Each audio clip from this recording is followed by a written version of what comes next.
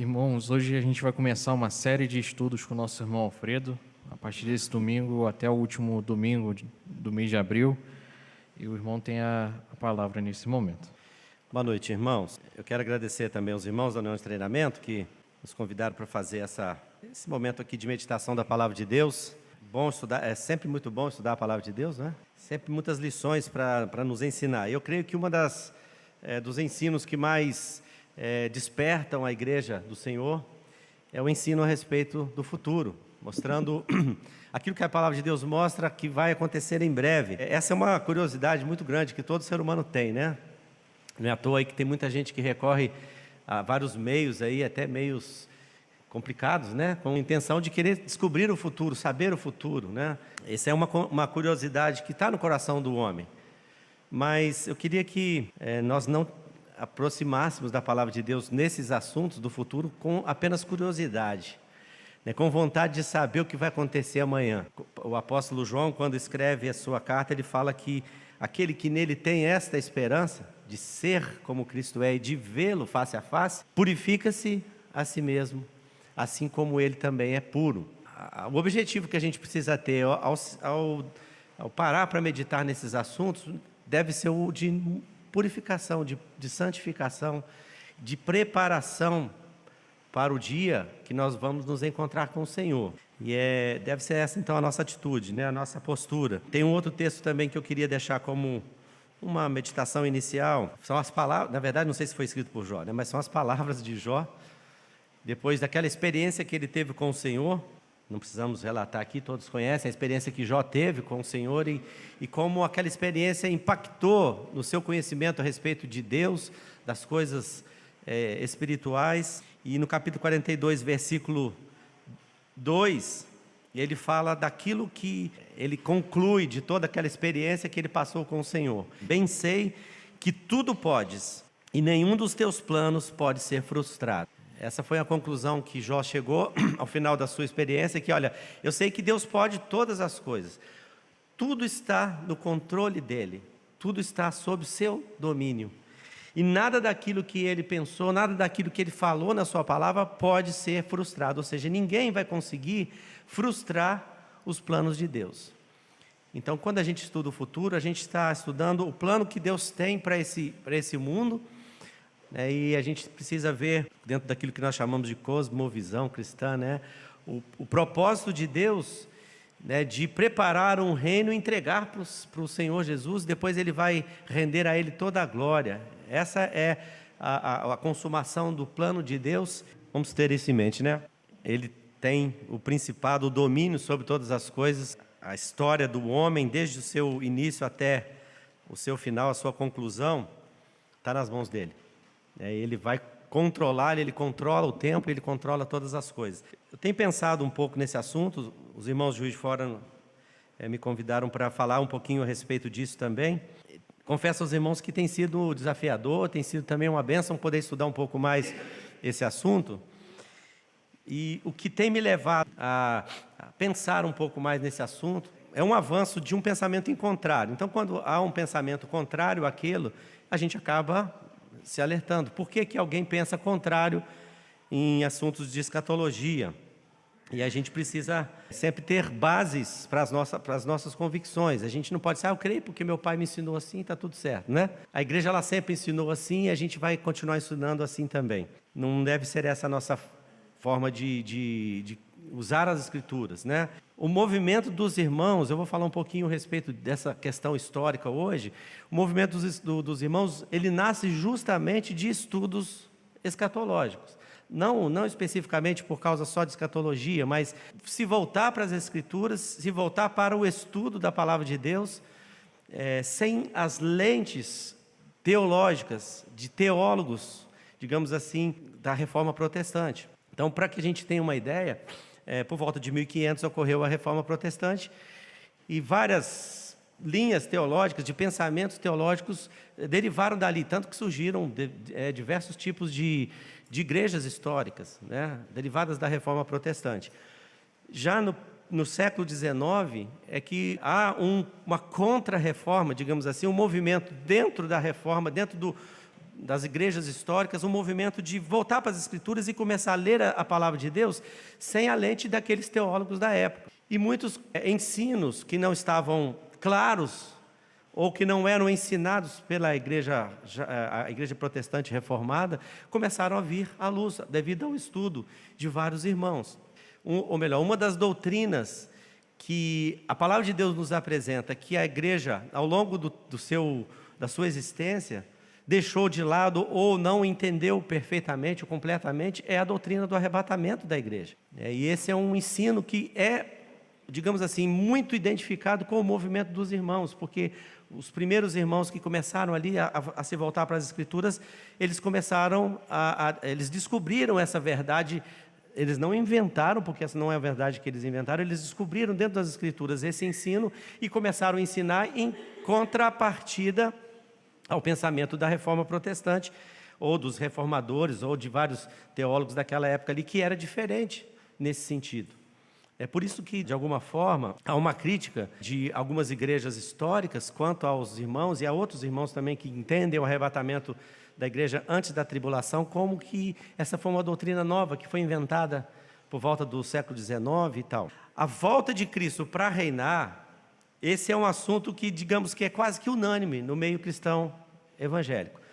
Até mesmo outras linhas, não totalmente evangélicas, mas cristãs, creem, falam muito da volta de Cristo. Então esse é um assunto que, de forma geral, não tem muita dúvida. Cristo vai voltar. Você conversa com cristãos de várias linhas, eles creem, não, sim, a gente crê que ele vai voltar, né? A vinda dele para reinar aqui não é muito controversa, não, é bastante comum todos pensarem nesse sentido. Agora, o arrebatamento da igreja como um evento distinto, separado, independente da volta de Cristo para o reino, aí sim, esse é um assunto que tem sido muito mal entendido, mal interpretado. Os críticos a esse pensamento usam, né, o argumento que falei há pouco, de que é uma doutrina nova, que foi inventada recentemente, né, e usam, inclusive, que foi formulada no século XIX, né, e eles usam, inclusive, a figura de um dos nossos irmãos, do movimento dos irmãos, que é bastante proeminente, irmão John Nelson Darby, um dos principais,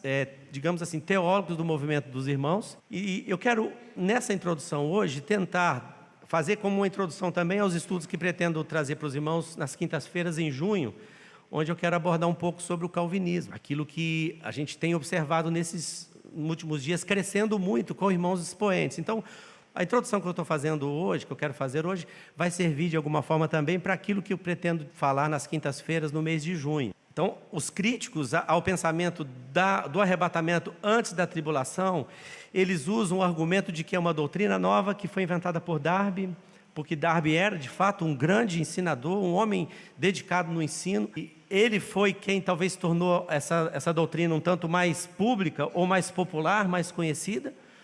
Mas os críticos desconhecem que não foi Darby quem formulou isso ou quem descobriu isso.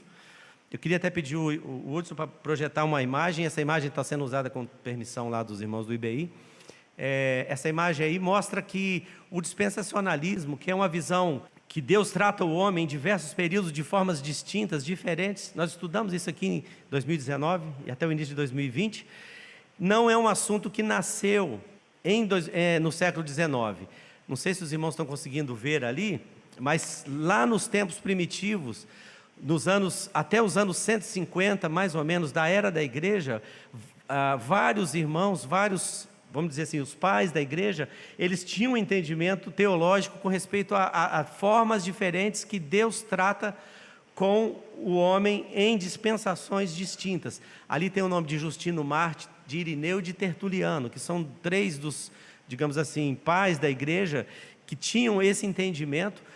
Então, até mais ou menos os anos 150 depois de Cristo, o pensamento de dispensações era um pensamento comum dentro da igreja recém-formada, né, de 150 anos de vida, digamos assim. Agora, os irmãos vão perceber que depois tem um período ali grande, né, de mais ou menos 150 até 1687, o pensamento a respeito das dispensações, a forma com que Deus trata com o homem, praticamente deixou de existir. Eu vou explicar por quê. né? Só em 1687, que é chamado de o dispensacionalismo pré-clássico, é que surgiram alguns teólogos, inclusive John Edwards, tem outro ali, Pierre, eu não estou conseguindo ler daqui, Isaac Watts, e o outro, o próprio Darby, né? Até mais ou menos 1829 é chamado o dispensacionalismo pré-clássico, é quando outros irmãos, não só Darby, esse exemplo aí para mostrar que não foi Darby quem começou a falar, havia, de 1687 até Darby, 1829, alguns irmãos se destacaram ensinando dispensações. É chamado pré-clássico porque ainda não havia uma divisão de 7 dispensações e etc. Havia algumas, digamos assim, algumas diferenças de entendimento, mas o entendimento fundamental existia, que Deus trata de forma distinta com o homem em cada época, em especial com respeito à igreja, a Israel e com respeito à igreja. Nesses homens que estão aí apresentados como teólogos, todos eles têm o pensamento que igreja e Israel são povos distintos, não são um substituindo o outro, como é o caso do pensamento aliancista, calvinista, que a igreja substituiu Israel, a igreja agora tem sobre a igreja todas as promessas, as profecias e as bênçãos prometidas para Israel na igreja. Mas esses irmãos aí entendem que não, e a gente vê isso nas escrituras. Interessante também que de 1829 para frente, que é considerado o período clássico, o dispensacionalismo clássico, tem ali o irmão chamado Cyrus Scofield, inclusive tem a Bíblia de Scofield, alguns irmãos até têm, acho que o Daci tem em casa também. É uma Bíblia que tem os comentários dele mostrando as dispensações, conforme a gente entende também. Há ali o Louis Schaeffer também, e de 1950 para cá, há outras etapas do dispensacionalismo que é chamado de revisado, que é Charles Ryrie, que é um irmão americano, se não me engano é do Movimento dos Irmãos também. Ele foi diretor do Seminário Teológico de Dallas, no Texas, um dos seminários mais proeminentes nos Estados Unidos, da linha dispensacionalista. Inclusive eu uso essa Bíblia aqui, é comentada pelo Charles Ryrie. E há outros, né, como Walvoord e outros mais irmãos que no tempos atuais também são teólogos desse pensamento. Então, por que eu estou falando isso? Porque hoje em dia a crítica ao dispensacionalismo é de que são poucos os teólogos, são poucas as linhas de entendimento, a maioria é calvinista reformado. Então, essa acusação de que é uma doutrina recente, moderna, digamos assim, ela não cola, digamos assim, ela não cola porque isso é tratado desde os tempos primitivos. Eu estou falando do período da igreja. Isso sem falar que quando a gente volta para a leitura da palavra de Deus, a gente vai ver isso claramente, sendo ensinado. Então, essas são verdades que ao longo do tempo a igreja parou de ensinar. Alguma coisa aconteceu que a igreja começou a ver teologia diferente, um olhar diferente para as escrituras, que daí derivou também uma conclusão ou uma interpretação diferente. Há um buraco ali, né, dos anos 150 até o ano 200, ou perto do ano 200, até 1687, se você calcular ali, dá quase, mais ou menos, 1.500 anos, né, que o dispensacionalismo deixou de ser ensinado de forma teológica, pública, clara, aberta. E ele renasce de novo depois da Reforma Protestante. Daí o motivo que muitos críticos dizem que é uma doutrina atual, mas tem um porquê, e é exatamente isso que a gente está aprendendo lá no Instituto, e tem sido muito bom. Foi justamente no segundo século que houve a fusão da igreja com o Estado. Justamente o imperador romano Constantino, ele converte-se, entre aspas, ele se declara agora cristão, e ele proclama a igreja como a religião oficial do império. Num primeiro momento, os cristãos que eram perseguidos pelo Império Romano, sentiram-se aliviados, né? Opa, que bom, agora o imperador é crente. O imperador é um cristão. Isso vai ser muito bom para nós. O evangelho agora vai avançar. Parece que a gente está vivendo nos nossos dias, não é isso? Quando há também um pensamento nesse sentido. O dia que tiver um presidente evangélico, o Brasil vai deslanchar. E a gente vê que isso foi uma grande tragédia.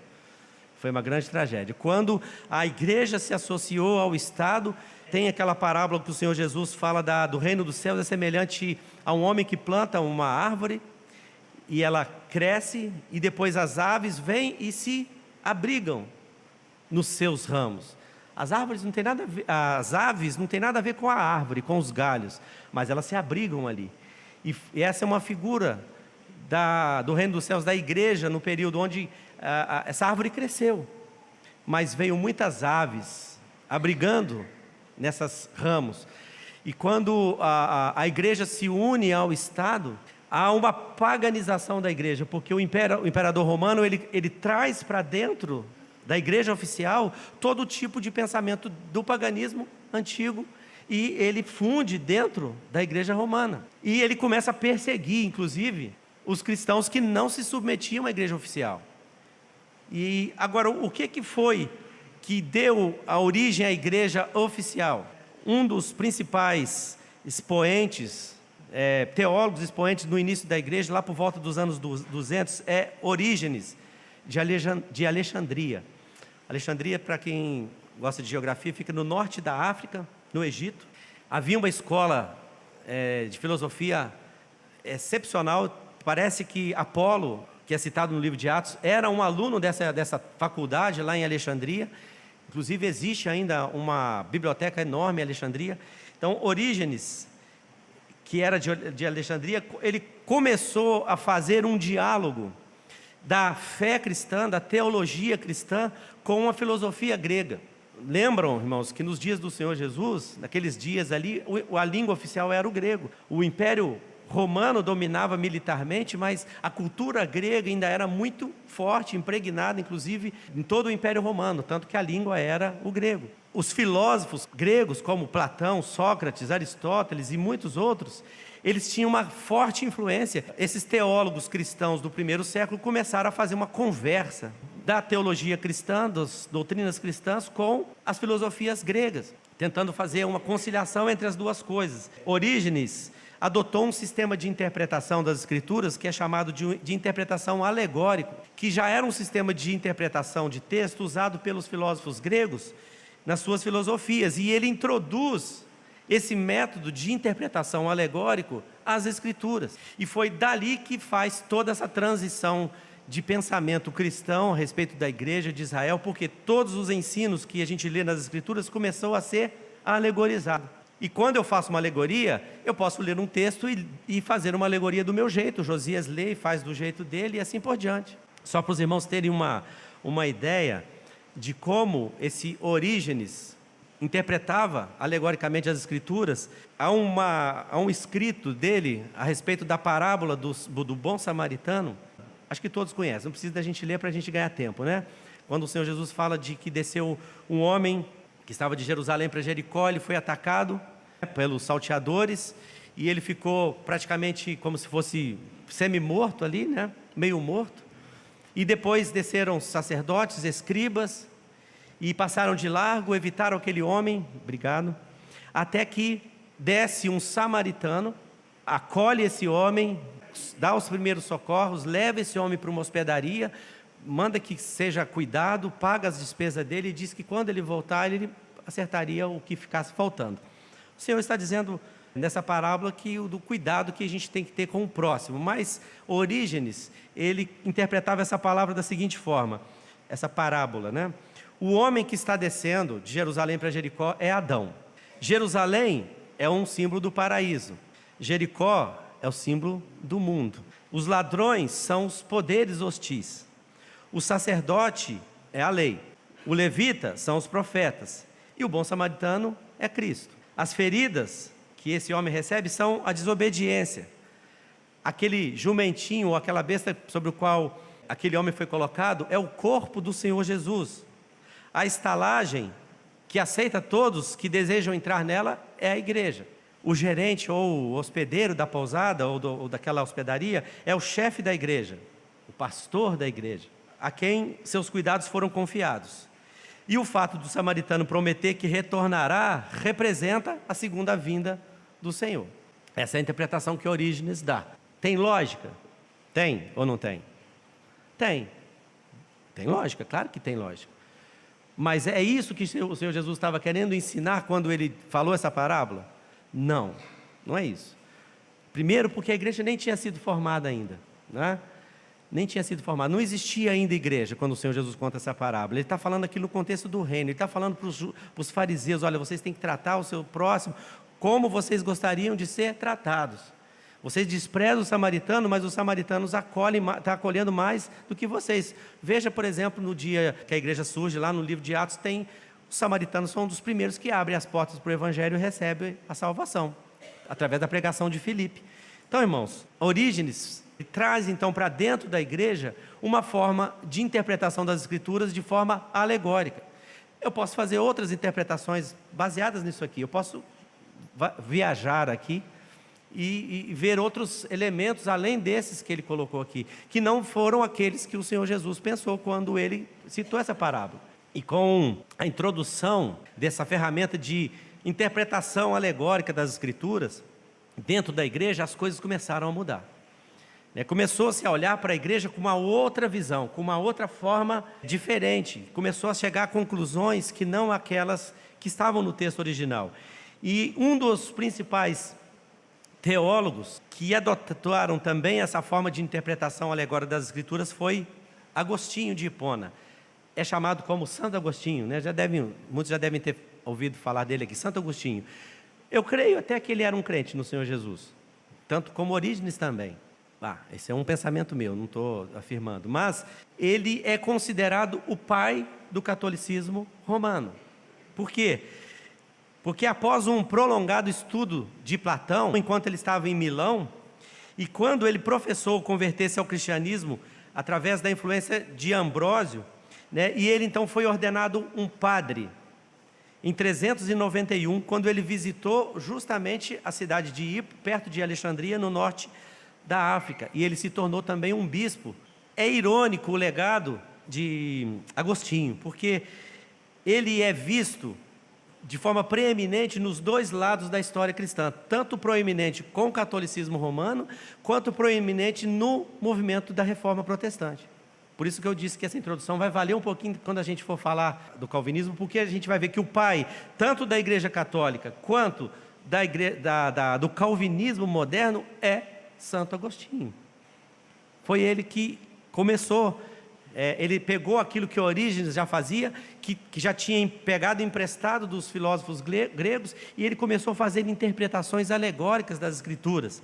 E ele chegou a várias conclusões usando interpretações alegóricas, e foi justamente Agostinho, ele consegue agora, através desse método alegórico, trazer verdades, digamos assim, que vão colocando a igreja num lugar que ela não deveria estar.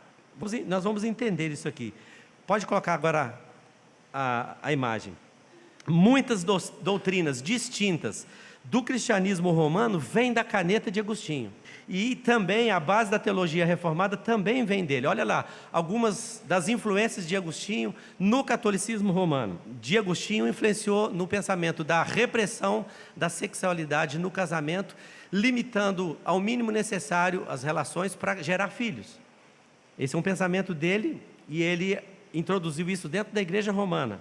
Uma outra influência dele no catolicismo romano: a negação da salvação a qualquer um que não fosse de sua igreja. A salvação não é mais uma ação particular, pessoal do homem que se arrepende com Deus, mas ela está atrelada à sua igreja.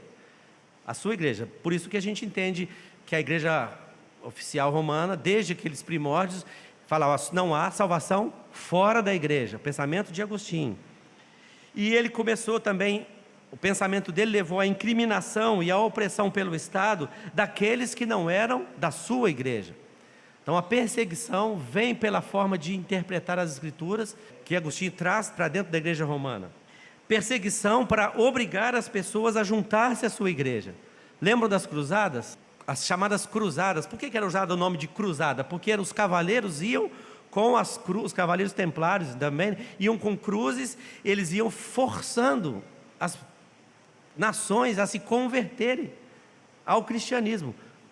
Onde a gente encontra isso nas escrituras? A palavra de Deus manda que a gente vá pregar o evangelho, e quem crê for batizado, será salvo.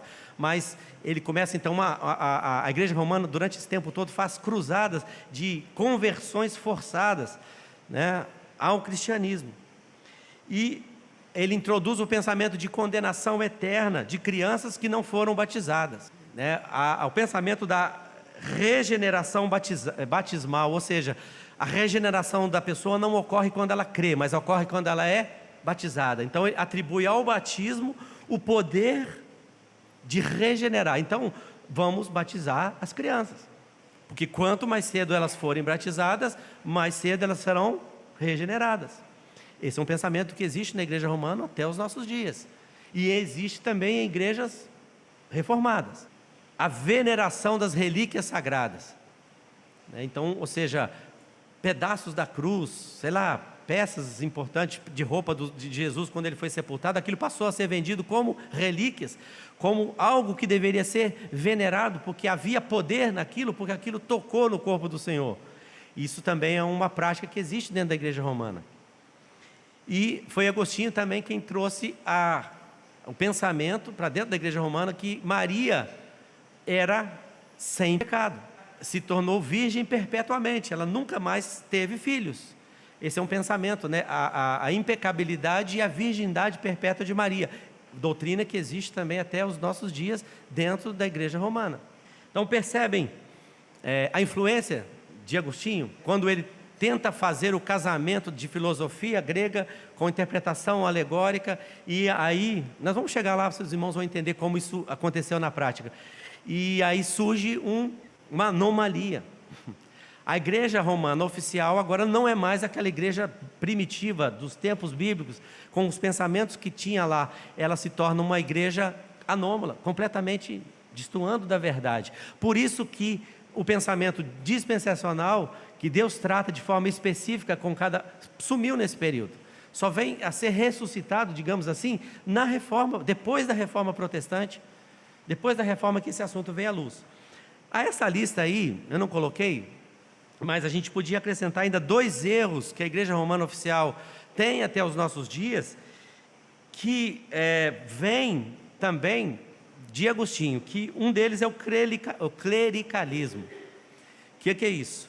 É atribuir ao clero, ou seja, aos pastores, aos presbíteros, que no primeiro momento da igreja eram pastores, depois são chamados de pais ou padres, depois os bispos, eles são clérigos, ordenados, sobre eles há poder, Deus escolheu esses homens e eles estão acima da igreja, quanto que a palavra de Deus mostra que não, eles são como qualquer outro membro, têm responsabilidades diferentes, mas eles não são superiores, eles não dominam, mas o clericalismo entrou dentro da igreja. E o sacramentalismo, que é uma outra doutrina romana também, que é os ritos religiosos necessários para a salvação.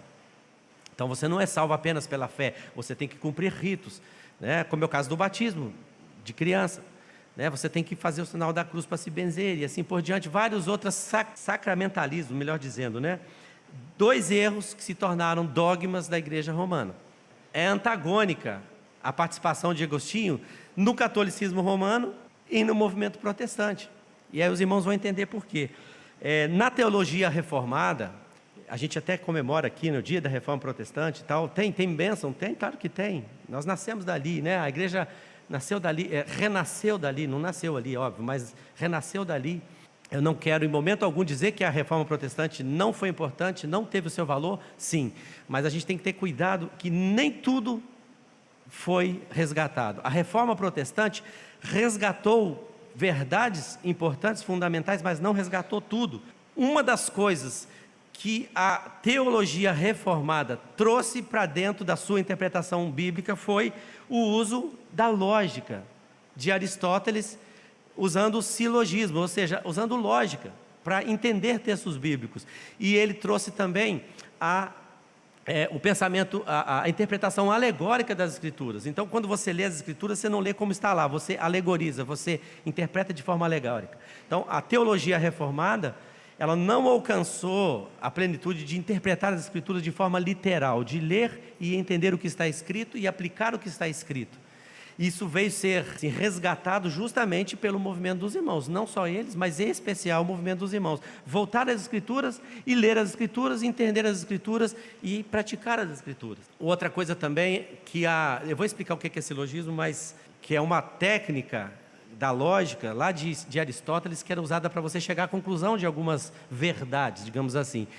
E Agostinho foi o pai da doutrina da predestinação dupla absoluta. O que é isso? E ele colocou esse pensamento dentro da igreja romana, e esse pensamento está dentro da teologia reformada, que o número de pessoas predestinadas à salvação está fixado antes da fundação do mundo. Não vai nem aumentar nem diminuir. E acrescentou que ninguém pode ter certeza de ser um eleito enquanto estiver vivo, visto sempre ser possível que o dom da perseverança não tivesse sido dado a ele. Ou seja, Agostinho, ele começa a introduzir, baseado em lógica, em raciocínio de Aristóteles, dentro da igreja, lá no primeiro século, e depois, na Reforma, isso também continua dentro da teologia reformada, que Deus já escolheu quem vai ser salvo. É como se Deus fizesse assim, unite, né? Você vai ser salvo, você vai para o inferno, você vai ser salvo, você vai para o inferno. Se você quiser ser salvo, mas se estiver predestinado ao inferno, não adianta, e vice-versa. O número de salvos, de eleitos, já está determinado e isso não muda, não aumenta nem diminui. E ninguém, durante a sua vida, sabe se é salvo ou não, porque não se sabe se você tem o dom da perseverança, porque isso também faz parte da doutrina calvinista. Você tem que perseverar até o fim, e só quem vai perseverar até o fim aqui vai ser salvo. Então ninguém sabe, pode ser que amanhã eu não persevere, e aí eu não sei se eu estou entre os eleitos. Veja que essa é uma doutrina que produz muita confusão, muita insegurança, porque eu não posso ter certeza da salvação, só Deus sabe. Daí a gente sabe da onde nascem as doutrinas, os pensamentos que o crente perde a salvação, e assim por diante. Bom, não vamos entrar nesse assunto por enquanto, mas esse pensamento é derivado da teologia de Santo Agostinho. É uma ferramenta, na verdade é uma ferramenta que foi trazida da lógica, lá da filosofia, para tentar chegar a conclusões. Eu não sei qual é a verdade, mas eu tenho duas afirmações que são verdadeiras, e talvez comparando as duas afirmações, eu chego a uma conclusão. Então é um silogismo. Por exemplo, eu posso afirmar que todos os felinos são animais? Sim, todos os felinos são animais, não são? Sim. Aí eu tenho uma outra afirmação: os leões são felinos? Sim ou não? Sim, são. Então, portanto, leões são animais, tá certo? Tá. Então, parece que o silogismo é uma forma interessante de interpretar, não é? Será? Vamos ver. Maria é mãe de Jesus, tá certo? Tá certo. Jesus é Deus? Sim, está certo. Agora, Maria é mãe de Deus? Não. Então não dá para usar na exegese bíblica, na interpretação, o silogismo. Por quê? Porque você vai chegar a conclusões erradas. Você pode pegar duas premissas verdadeiras, tentar dela chegar a uma conclusão, e você vai chegar a uma conclusão falsa. Irmãos, eu vou falar um pouquinho mais sobre isso nas quintas-feiras, mas a doutrina calvinista, ela é formulada em cima de silogismos. Exatamente isso aí. Você pega premissas verdadeiras, compara uma com a outra e chega a uma conclusão falsa. E o que eu quero nesse primeiro momento é mostrar que Agostinho tanto influenciou o catolicismo romano, quanto influencia até os nossos dias a teologia reformada. Então, as igrejas que têm o sobrenome Igreja Reformada, Igreja Fulana Reformada, Reformada, ela adota o pensamento diferente daquele que nós entendemos. Nós não interpretamos a Bíblia de forma alegórica, a gente tem que ter muito cuidado, né? Nós que pregamos a palavra de Deus, a gente tem que ter muito cuidado em ler o texto e não, aqui está falando disso, poxa, mas não, aqui está falando da igreja, mas no Velho Testamento, não, a igreja só surge no Novo Testamento, então tem que tomar cuidado de ver a igreja onde ainda não existe. Mas é sombra. Pode ser que sim, pode ser que não. Cuidado, é melhor ler com mais cautela. Então é uma coisa que a gente precisa ter cautela, interpretar, porque de uma interpretação alegórica, usando a lógica, e muitos raciocínios ali têm lógica mesmo, e muitos chegam até algumas premissas verdadeiras, mas nem sempre. A gente pode incorrer em erros absurdos, como é o caso do calvinismo, que incorre em erro dizer que Deus escolheu pessoas para ir para o inferno, e queira ou não queira, ele vai para o inferno, porque Deus determinou isso. É um decreto absoluto de Deus antes do mundo existir. Deus escolheu, Jair vai para o céu, o outro não vai. Isso não está nas Escrituras. Esse pensamento é fruto de raciocínio lógico, mas não de uma interpretação das Escrituras. Então a gente não erra quando a gente diz que Agostinho é o pai do catolicismo romano e é o pai da teologia do pensamento reformado. A parte positiva da reforma protestante, é como eu disse, eu não quero só falar mal, né? A gente precisa falar a verdade, não é falar mal, é falar o que é verdade. A reforma protestante se deu mais ou menos no século XVI, né? Quando Lutero e outros mais empreenderam essa volta às Escrituras. Então, Martinho Lutero é um homem a ser admirado, respeitado, porque ele, dentro de um contexto de uma igreja completamente sem o entendimento bíblico, ele abre as Escrituras, lê, entende e fala, não é isso que a igreja está fazendo, a Bíblia fala diferente. Então ele começa a ver, especialmente a carta de Paulo aos Romanos, e fala, a justificação é pela fé, é pela graça, não é pelas obras, não é por estar sujeito à igreja. Então o pensamento de Lutero, naquele primeiro momento, foi maravilhoso, porque ele começou a romper essas amarras teológicas que havia dentro da igreja romana, e ele consegue se desvencilhar disso, e ele que eu digo, mas não só ele, mas outros mais também, conseguem resgatar, né, tirar lá do lixo teológico da história, lá ele faz uma reciclagem de tudo aquilo que a igreja ensinava, e ele ressuscita essas doutrinas aí, que são chamados 5 solas. Ele chega à conclusão que é só pela fé que o homem é salvo, é só pela graça, não é por obras, só Cristo, não é pela igreja, não é por Maria, não é por qualquer outra pessoa, somente a Escritura, porque a igreja romana tinha um tripé, que era o magistério da igreja, a autoridade papal e as Escrituras. Então, todas as verdades estavam nesse tripé, né? Não basta a Escritura, tem que ter a Escritura, a autoridade do Papa e o magistério da igreja, as decisões que a igreja vem tomando ao longo do tempo, nos concílios, isso vale também da mesma forma que as Escrituras. E Martinho Lutero fala, não, só as Escrituras são suficientes. E ele fala, só a Deus seja dada a glória, a homem nenhum. Por isso que nós nunca devemos tratar homem nenhum num pedestal, é o pastor, é o presbítero, não, nós somos iguais, irmãos. Esse tipo de pensamento não é bíblico, isso tem entrado no movimento dos irmãos, hoje irmãos admitindo ser chamado de pastor e achando isso bacana, legal, eu sou o pastor dessa igreja. Não, só a Deus a glória. Aquilo que a reforma protestante não reformou, aquilo que ficou entulhado ainda no entulho teológico lá da história, e aquilo que com o passar do tempo os irmãos, os estudiosos da palavra de Deus vêm ressuscitando, vêm trazendo à luz verdades. Dentre essas verdades que foram ressuscitadas é a verdade bíblica do arrebatamento pré-tribulacional da igreja, que é o que a gente pretende falar um pouquinho aqui. Da onde nasce o entendimento que a volta do Senhor Jesus para o reino é uma coisa, e o arrebatamento da igreja antes da sua volta para o reino é outra coisa, distinta, e que necessariamente precisa ser antes da grande tribulação. Não pode ser no meio nem depois da grande tribulação, porque no desentulhar do lixo teológico da história, chegou-se ao entendimento de que a igreja não substituiu Israel. Isso são verdades que ficaram lá. Por que originou a igreja romana? Justamente quando Agostinho e outros mais olharam para Israel e falaram assim, esse povo rejeitou o Senhor, esse povo não merece, tanto que eles estão sofrendo na mão dos romanos. Deus agora tem um povo na terra e esse povo chama igreja, e Deus vai restaurar o mundo pela igreja. Então as bênçãos, as profecias, as promessas, as alianças que Deus fez para Israel agora valem para a igreja. Por que a igreja romana tornou-se aquela igreja que a gente conhece?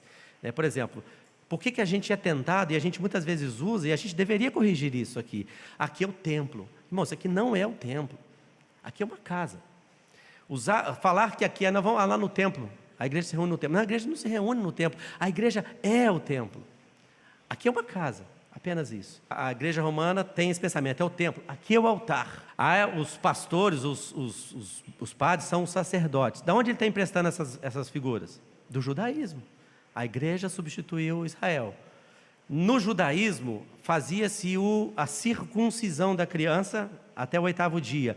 A circuncisão foi transformada em batismo infantil. Batiza a criança e você se compromete até que ela se torne adulta, até que ela tenha concepção do bem e do mal, e ela vai decidir, mas ela já está batizada. Todas essas verdades aí, todas essas doutrinas, elas têm origem justamente nessa interpretação alegórica. Isso são verdades que a Reforma não reformou. Igreja local. Esse é um pensamento que a Reforma Protestante não chegou, não alcançou. Tanto que as igrejas reformadas, elas estão dentro de uma denominação, igrejas sujeitas umas às outras e assim por diante. Então, o clericalismo ainda permanece e tal. Então, o movimento dos irmãos, nossa base teológica, ela está apoiada numa interpretação literal das Escrituras, sem alegorizar, entendendo que a igreja é o corpo espiritual de Cristo aqui, e que Israel é o povo terreno. No momento, Deus não trata com Israel, mas assim que a igreja sair, Deus voltará a tratar com Israel. Ele não esqueceu o seu povo, Ele não abandonou o seu povo. Ele vai cumprir todas as promessas e profecias faladas pelos profetas que a gente tem estudado. Todas elas vão se cumprir num reino literal de 1000 anos aqui na terra, que é uma outra verdade que a teologia reformada não acredita. Num reino literal de 1000 anos aqui. Então, irmãos, é só uma introdução para a gente poder pensar.